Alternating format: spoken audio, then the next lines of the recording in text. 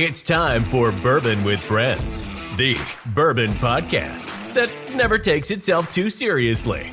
Pull up a chair, grab a glass, and remember, a bourbon with friends can change the world. Here we go.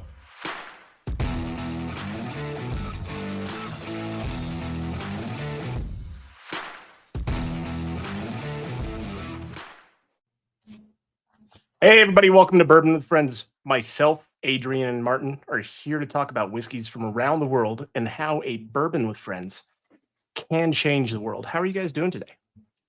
Good. I'm doing great. Great. Well, we got one positive person here, and then we got one guy picking hairs off his mic again for the second time. I don't know. Fucking Franco's hairs keep ending up on this thing. Then I don't notice him until we start recording. And I look down and you see this fucking silver hair. Right? He's getting old. It's fine. I'm doing good. I am doing good. I was just like, it was bothering me. I've got OCD. No, couldn't tell that at all. Yeah, well, you know, I'm doing good. It was a good weekend. You guys have a good weekend? Get outside at all? I did. Yeah. Into the wild? Into the wild. I had to work, so I was slinging cocktails this weekend. Nice. Any interesting cocktails? Nope. Okay. Fair enough. All right. Thanks for bringing that question. That's exciting. Sorry. Nothing out of the ordinary. No, honestly, like, so I was outside basically all weekend by the pool, and I don't think I noticed that it was as bad. And it maybe it's from last weekend too, but like I've got like 200,000 fucking mosquito bites on my feet right now, but it's only on my feet. I don't know what the hell is going on there. It's mosquitoes with a foot fetish, and I don't like it. So, yeah, I this seriously, like all day, I've just been like, doing this all day. Were only your feet showing? Yeah. Well, I mean, towards the end of the night, yeah. I mean, I was wearing a full bodysuit. I was gonna say when you have on pants. I was in a burqa, and then I just, I just had my feet sticking out. No, like towards the end of the night, like I just got lazy, and like I put like my jeans back on after we were swimming, and like I didn't put my socks back on, and they were literally in the grass for like 3 hours. So now I'm paying the price. But I actually don't know how I'm gonna relate that. That was I don't know. That just turned it really bad. Yeah, I don't know how I can relate that. But, I mean, you know what? I was at the Marine Corps Relief or Scholarship Foundation helping out kids get scholarships of Marine Corps veterans, so we could do a positive attribute of that. And yes, I did use that one word. Yeah, I know. And I should have imagined trying to follow that up with mosquito bites on your feet. Yeah. It's not exactly the same thing we did this weekend. No, not at all. Not at all. No, it's not. No, it's not. All right, well, Brian, why don't you go ahead and introduce our guest, since I can't find a good link here. I tried. Oh, Jesus. Well, you guys, we have a phenomenal individual on, someone who knows about the industry a little bit more than most people, I would say, right now, because of what she's doing currently. And I'm going to have her introduce herself, because if I say her name wrong, everybody's going to make fun of me. So welcome. Even after confirming? Like, oh, yeah. No, I'm still going to mess it up. 7 minutes 100%. ago? I am a squirrel 100% of the time with my brain. So, well, I appreciate the intro. My name is Morgan Salsman, and I'm with LQD Assets. So we work on the sourcing side of the industry.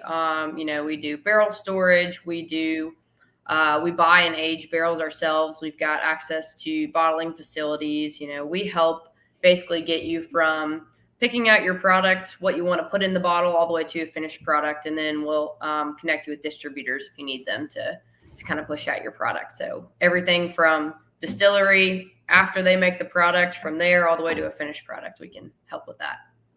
Nice. I'm just realizing I could have said I was at a pool all weekend, LQD Assets. There you go. That's a good one. There it comes. Yeah. There it is. Yeah. Thanks for that, Martin. Yeah, I was just, just throwing it in there. Yeah. Save it for next time.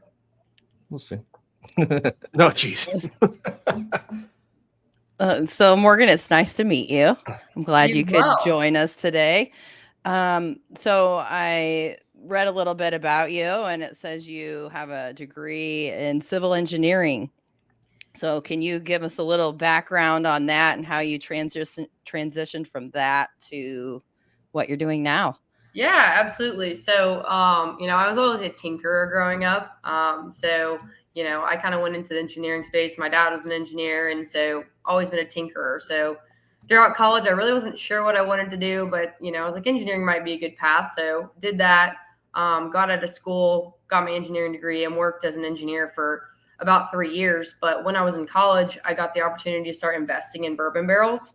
I grew up in Bardstown, Kentucky. So, bourbon capital of the world, been around bourbon my whole life. There was brick houses all up and down, the streets, backyard, smells like mash everywhere you go. So it was kind of a second nature part of my life. And so when I started in the investing side, I got really interested in, finance and what it's like to build a business and things of that nature. I'd always had a lot of entrepreneurial interest as well.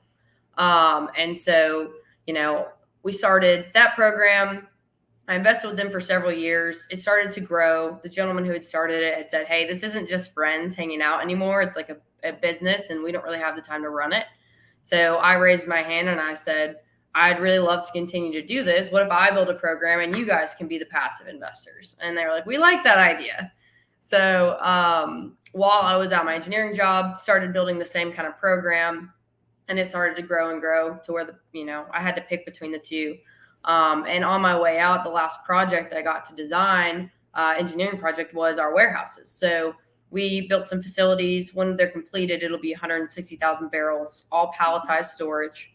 And so, I got to design that while I was on my way out the door to transition into this world full time. So we've got about 58,000 barrels under contract right now to be moved in by the end of October.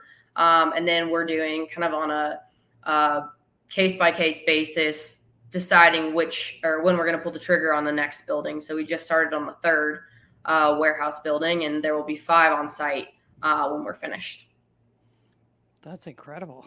That's really awesome. Thanks. When I think about something like that, I think about the courage it must have taken to really kind of leap into that, or just to set your foot in there. I mean, because you typically in situations like that, it's an all or nothing type of deal. So I don't know. Can you elaborate on that a little bit about what that felt like to do that? Absolutely. Absolutely. I love talking about this too. So I remember being on the phone with my sister one day, and she was like, well, what all, and my dad, both of them in the same day. And they were like, well, what all do you have to do, by the next time you're going to purchase barrels? And I wrote down the hourly tasks. I was like, this is how much time I'm going to have to spend. And the company that I worked at had half day Fridays. So I would spend my entire Friday from noon to 5 p.m. working on this business. And I was like, how many Fridays are left in the year? Is that enough time to get all the things done by the end of this year that I needed to do? And when the answer was hell no, I was like, I got to do something about this. And so that was on a Wednesday. I made the decision on that Wednesday night, okay, I have to quit my job. What does that look like? And I was like, on Friday afternoon, I'm going to walk in and quit my job. Thursday afternoon, my project manager comes in and he says, I've got a brand new project for you. It's awesome. It's going to be 2 years long. And I was just sitting at my desk, shaking my leg, I have to tell him, I've got to tell him, I've got to tell him. So I just walked in there on Thursday afternoon and I was like, look, this has been a great time, but I've got to leave. I've got a passion in this industry, and I've got a passion to be an entrepreneur. I've got to see this through. And let's, we'll wrap up my time here, but I'm out the door. And he was like, okay, well, thanks for the time. And, I had been expressing interest in the bourbon industry. We had been pursuing distillery projects. So, it was very apparent that that's where I was headed. I think the timeline just was a little quicker than I expected, or they expected. I had been building the company for probably almost 2 years before I left my engineering job. So, and on August 30th of this year, I will have been doing this full time for a full year. Cool. That had to have been so exciting. Maybe exciting and kind of terrifying at the same time. I don't know. Yeah. I'm just trying to think what that must be like. Yes. Yeah. And, I had expected that it would be a long time before I started seeing the results of my fruits of my labor, but it came so much faster than I expected because I didn't realize how much I had done in those, 2 years prior while I had my full-time job. I'd never sat down and logged how far I'd come. And it was much farther than I gave myself credit for. I think we do that sometimes. I think we don't often give ourselves enough credit and pat ourselves on the back. So great job. Thank you. You're welcome. I mean, that's a bit of an understatement from where you came from to what you're doing now, especially not leading the industry, but showing people how to be an entrepreneur at where you're at currently, going from civil engineer to someone who does a passion of theirs and just continues forward with it. It's absolutely amazing. Absolutely. Yeah. And it's very, very different, to be building a distillery or to be building a brand as opposed to what I'm doing. I'm being that middleman. So it's a lot of B2B stuff. So you guys probably have more experience in those other sides than I do. So I'd love to kind of hear, your experience with that. I think I would be the only one in the industry here a little bit. He would be right. Yeah. I just drink whiskey. I just really like whiskey and drinking it. But no, I mean, I do. I think the one thing that is nice is that we obviously we know things. It's not just like we just went out and bought a bunch of Jack Daniel's bottles. There's nothing wrong with that. But like we're actively seeking out new things, different things, interesting things, and always kind of keep our ear to the ground. And that's the nice thing about having this community that we have.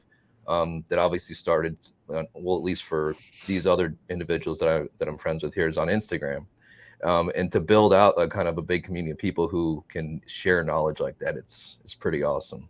Yeah, and it's cool to like be able to share that with anybody else who's like, kind of wants their ear to the ground and has a company or a business that needs to know that kind of thing. Like what are people interested in? What are people drinking? What do they want to drink? Like what's the newer, more hot bottle that's on the streets, things like that. So I think there's a lot of value in that too. But usually I just drink whiskey is kind of what I was trying to say right there. No long-winded thing. Hey, but you're the consumer everyone's looking for. You're the guy that knows what you're talking about, likes to consume it, and it'll tell you if it's not good. Yeah, I will. That's a good point. You gotta have the good critics and the bad critics. I mean, if somebody always tells you what you're doing is great, you're not going to grow. Nope. Exactly. Oh. So I know we met at Whiskeys of the World in Nashville, and it was a pleasure meeting you there. I'm a little curious now, out of all the distillers and all the different craft brands that were there, which one did you enjoy the most, or which one were you looking at to pair with your company to possibly expand it? So there are several that I already have relationships that were there. Honestly, you were one of the brands that I spoke with that I think had one of the most fruitful conversations.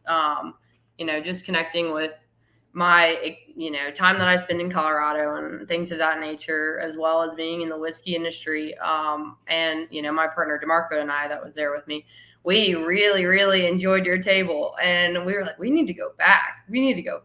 So, we had a great time tasting your products. I had not consumed them before. So, it was a great, great first impression. RD1 was there. I love their stuff too. Pursuit Spirits was there. Love their stuff too. They use some of the same producers that we use. So we see them at, client events, and things of that nature too. So it was great to, kind of it's just, touch points at that point. And it was local, easy to get to. So, I'm always looking for new brands to partner with, like you'd mentioned, going to those kinds of events, but there's a lot of touch point kind of things going on too. Absolutely. I mean, having the conversation with you and learning a little bit more about you during that event was an absolute pleasure, especially your partner as well, getting to know that you guys actually enjoy the spirit and not just enjoy buying the spirit and reselling it is even something more exciting to see out there nowadays. So thank you for that. And thank you for coming over to the table and just talking to me. So I really enjoyed that conversation. Yeah, I know it can get lonely back there behind the table. So especially when you can't be drinking with us. Oh, who said I wasn't drinking with you? I just wasn't drinking a lot with you. That's fair. So another question. We're going to go into your business side now. if a client came up to you or a prospective client came up to you, how does this interaction start? Where does it, where's the starting point and where's the ending point? How do we get the ball rolling? Or Yeah. how does a client do that? Yeah. So, we're really looking to start them out with, what do you want your brand to be? Hopefully at that point, they already have branding or an idea of their name or something of that nature. And I've got a marketing group that I work with very, very closely. And so, they can help you with brand development, things of that nature, if that's needed. Hopefully that's already done by the time you get to me. So then we'll go through, okay, what kind of profile are you looking for? And we've got an inventory list that we'll send over. We usually start with our personal inventory list because it's very flexible in the terms. So, we do very small quantities. We'll let you get started. We'll be your partner. I like to say we hold the financial responsibility of the aging process. So we can start you with new fill if you want. But as you know, it's really hard to start a brand off of new fill. You're going to have to wait years to put that product in a bottle before it can go on the shelf. So we usually suggest starting with some of the older products that we have, trying those out, getting some samples, and then kind of developing. Do you want to proof it down? Do you want a cask strength product? And then, evaluating, okay, how many barrels do we need to do for you? Do you already have a bottling partner? Are you looking for that?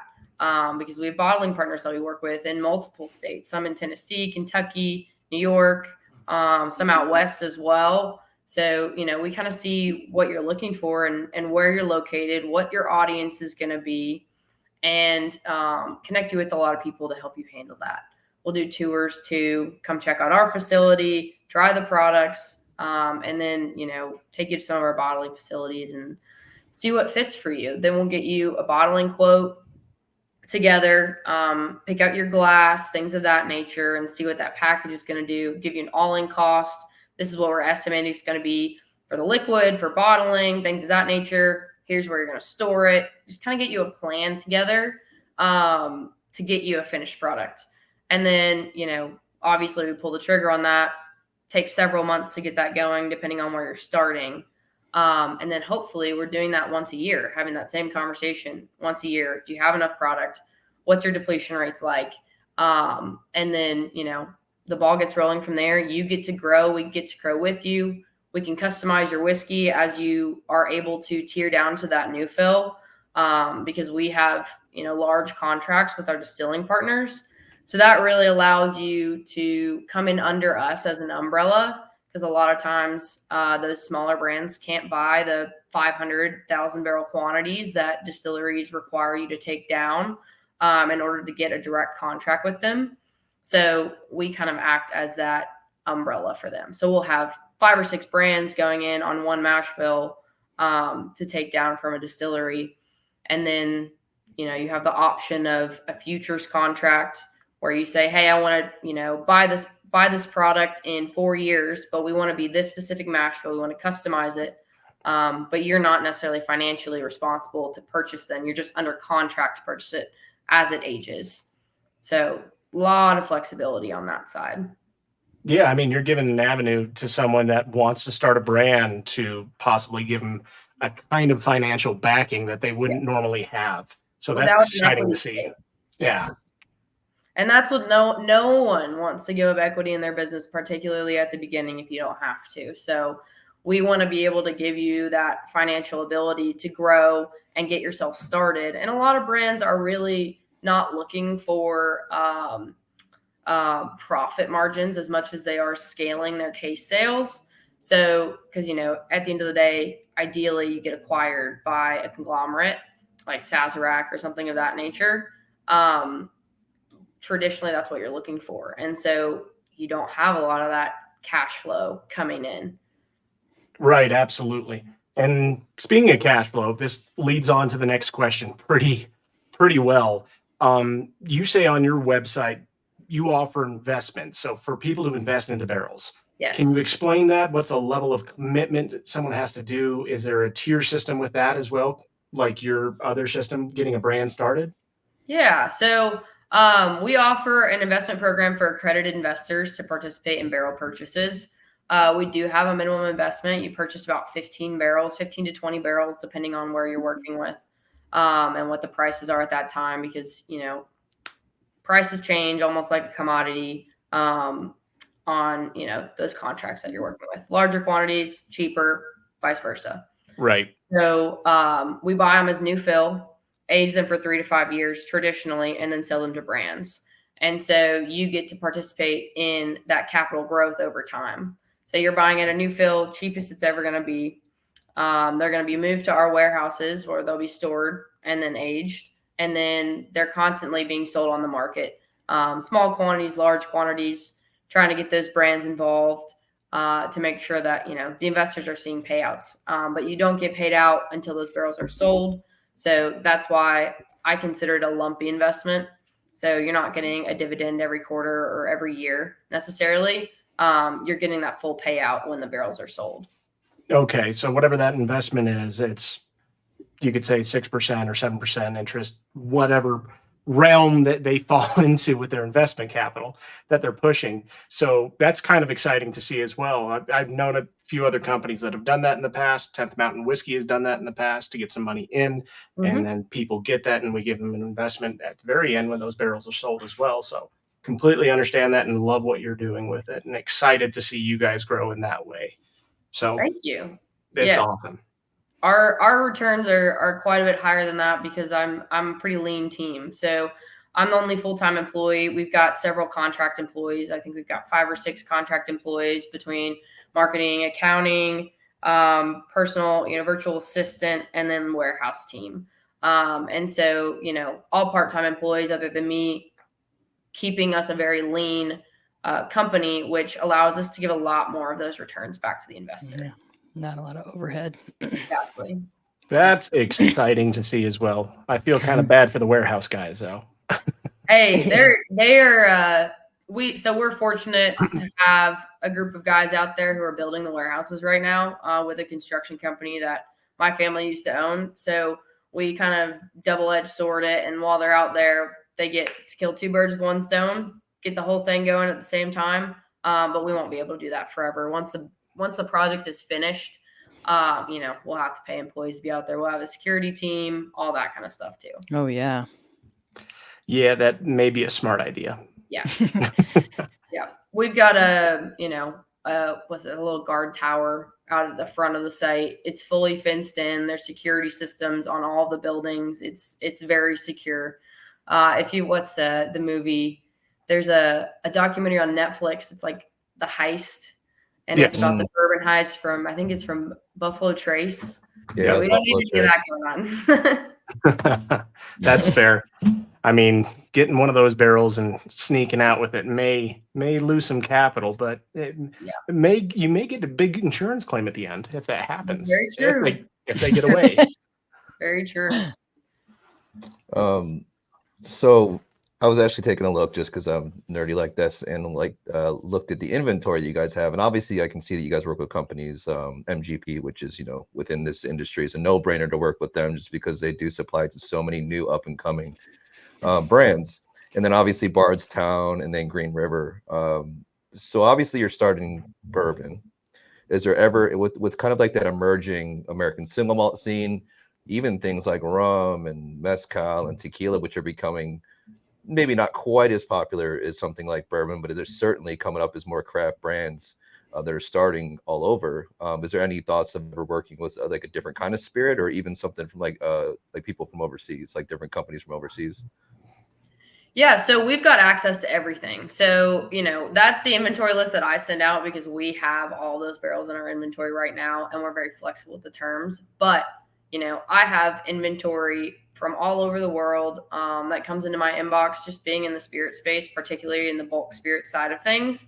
People are like, hey, are you interested in tequila? I have an investment program in tequila. Do you have any investors that would want to cross swords on that? What's your situation? Do you have any brands that are looking to, expand outside of the bourbon space and pull on a tequila or an American single malt? I have a much larger inventory list of hundreds of thousands of barrels, but you can't distribute that. I mean, you're throwing all your cards on the table. Yeah. So, yes, we have access to, tequila, Nice. Rum, Irish whiskey, Canadian whiskey, everything you can think of. We can help build those brands as well. That's just not necessarily my knowledge base. So I have other consultants I would connect you with to build that brand, although we could help you with the liquid. Yeah, and I mean, I think that's the nice thing is that like, your focus, which obviously is going to be bourbon, but it's nice to see some of these other spirits kind of coming up and being something that like I try to push a lot to try new things, and it's obviously kind of reflecting that there's brands coming to you like, hey, what can you help us with this? That's awesome. So we'll switch gears here. Usually we ask a question that has nothing to do with whiskey. And I don't know, we're 14 or 15 episodes in as the new host. And I don't, at this point, remember where we started talking about squirrels. I don't. But we always ask a question that has something to do with a squirrel. Okay. Either I come up with it, Brian comes up with it, Adrian's come up with some. And I think it started because you had a squirrel in your backyard, like our very first podcast, right, Adrian? Like it was laying there, it was staring at you the whole time. Yeah, something like that. So that was the origin story of this. So we were just looking for really just to kind of break it up, because obviously we can sit here and talk about whiskey all day. But so your question, the one that you get today, and you can think about this for how long you need to, because it's a super complicated squirrel question. So if a squirrel came to you and was interested in purchasing a barrel, would you be more surprised that they're into bourbon or the squirrel can actually talk? I would be worried about how they're going to pay for it. I'm not taking acorns. They don't have pockets. I love that. Yeah. God, I love that. Yeah, they don't have, yeah. That was my first thought. It's like, I'm not taking acorns. No, You got money, bro? You're just like, you got to be nuts, man. Like you don't even have. Yeah, I just think that's so bizarre. I'd probably be in on it. That's a great story. It would be a good story. That's so funny. That would be good. Awesome. Well, thank you for indulging our weird ass question. I love it. Yeah. So do you just as a bourbon fan, and just because I was also looking at some of your mash bills that you all have, at least from the inventory that I was just referring to, do you have a preferred mash bill as a bourbon drinker? So I don't know if I necessarily have a preferred mash bill, but I do really, really like Bardstown has a 75-21-4 product that they do for contract distilling, and we do have a good chunk of that in our inventory, and I really, really like it. It's traditionally had those higher proofs, that 120 plus range. It's going in at 120, but a lot of times that will come down. But I really, really like it. It comes out so smooth. It's got the caramel and the vanilla. Whereas some of the other products we've got on there, there's a little bit more of that heat to it. And I feel like even at, 3 or 4 years old, when we first started tasting this stuff, I was like, there's no way this is 120 proof, and there's no way this is 2 years old. It's just so smooth. So that would be one that I would say is high on my list.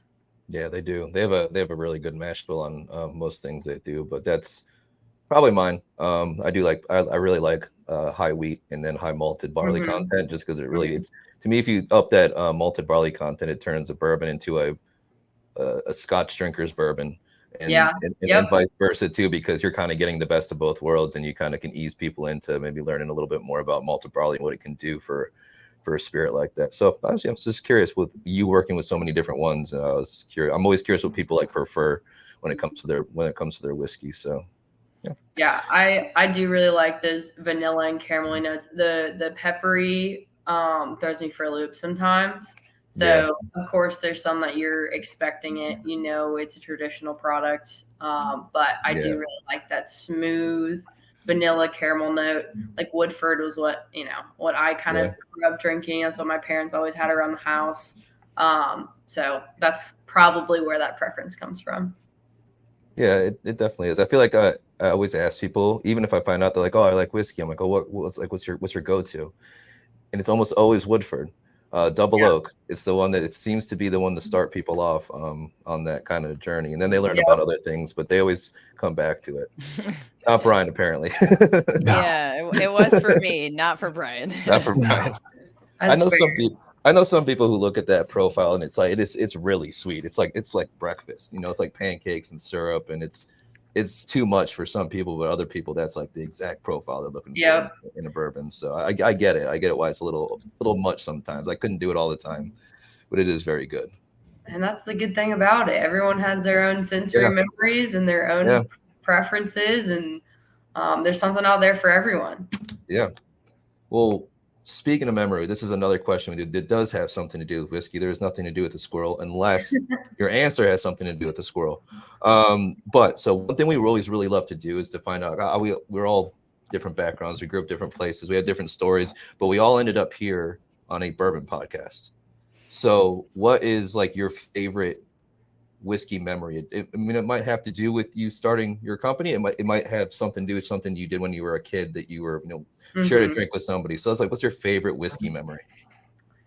So one of them that I really like, and my dad has told me this story over and over again because I was honestly too young to really understand what was happening. But I met Booker when I was a kid. My dad was working on a project there, and I'm going to butcher the story, but he was like, we were walking past the door and he was like, boy, you look like you could use a drink. And I'm like 10 years old, like holding his hand, walking by the door. And he's like, okay. So we walk inside, and his wife, he tells her to grab this little flask off the shelf, and there's like this much bourbon in it. And he's like, this is some really, really, really good bourbon, and you're never going to get to try it. And then has her put it back on the shelf. But then he sits down and shows him how to, this is the best way you're supposed to drink bourbon. You get a glass of ice water, let all the ice melt. So the water's 32 degrees, super cold. And then you put equal parts water and bourbon into the glass, swirl it around, and that's the way you're supposed to drink it. And I remember the experience, but I don't remember the details. And I had no idea alcohol, anything of that nature was going on when he was telling that story or his importance. But super cool story for me now. One of my claims to fame, I would say, that I got to meet Booker back in the day. Maybe really a little window into your future. Yeah. Yeah. Right. Exactly. Yeah. Yeah. And I love, I've heard some really cool stories about Booker. And actually I have a couple bottled Bookers sitting right over there on my shoulder, but I love the stories that I've heard from different perspectives over the years from people that got to meet them. And that's really cool. I love that. Yeah. I like that story. Like I said, we like to ask that one just because there's so many different stories people have. It could be a drink they shared with like their parents, or like, something that they shared around a campfire, and that's how they started a brand. I mean, there's so many different stories we've heard. So now we get to add that one to it. I really like that. Well, I mean, meeting Booker, Jesus. Yeah, not bad. No. Yeah, that was a pretty cool one. And, growing up in Bardstown, I feel like there's a lot of those kinds of interactions that, you just second nature. You don't really think much of it, but definitely a lot of great people walking around the streets. So be friendly when you're walking around there if you ever make it. Not a problem. Not a problem. Well, I'll be down there sometime next month, so I'll have to stop by somewhere and say hi and just drink a lot. Or you should come hang out with us, and we'll take you on a warehouse tour and give you the whole Bardstown welcome. Don't tempt me with a good time. It's He'll do There it. we go. I'll put it on the calendar. Done. Well, first and foremost, amazing story, amazing woman here that we have on talking about becoming so successful in a career that she created herself from a passion that you created yourself. And it's been an honor. It really has to have you on, Morgan. I have no words besides saying thank you to come on and tell everybody your story, including us and all of our listeners out there. I wouldn't say rags to riches, right? You were civil engineer. It's not like you weren't hurting for money at that point, but you were moving in the right direction to where you are now an entrepreneur for yourself and moving people into positions and hopefully hiring them soon full time to get bigger and better. Absolutely. So that's super exciting. Yeah. Thank you. Well, this is going to be about our time. We're going to finish up with this podcast and move off to a private chat probably a little bit after this and talk a little bit more and have some fun with it. But Martin, do you want to thank our sponsor for today, and then we'll just close out? Sure will, Brian. Listen, guys. Whenever I want to head into the mountains, I grab my hacky sack. I get my tie dye. I go into the mountains of Colorado, and 10th Mountain Whiskey is where I'm going with that. Let's thank our sponsors, 10th Mountain Whiskey. They are up in the beautiful mountains in Gypsum, Colorado. You can find them on all social media platforms as well as 10thwhiskey.com. You got some questions for them, go ask. They are available in 40 different states through online distribution, as well as 26 states across the country through regular retail distribution. So go get your whiskey, go into the mountains, have fun. Again, 10thwhiskey.com. All right, guys. Thank you so much, Morgan, for coming on. Adrian, Martin, you guys know it was always a pleasure to have you guys on as well. And just remember, everybody, a bourbon with friends can change the world. Have a good night, day, or wherever you're at in the world. Cheers, everybody. Thank you. you. That's it for this episode of Bourbon with Friends. Be sure to subscribe so you don't miss a single episode. While you're at it, leave us a review to make it easier for others to find the show. You can also check us out on Instagram at BWF Podcast. Thanks for listening.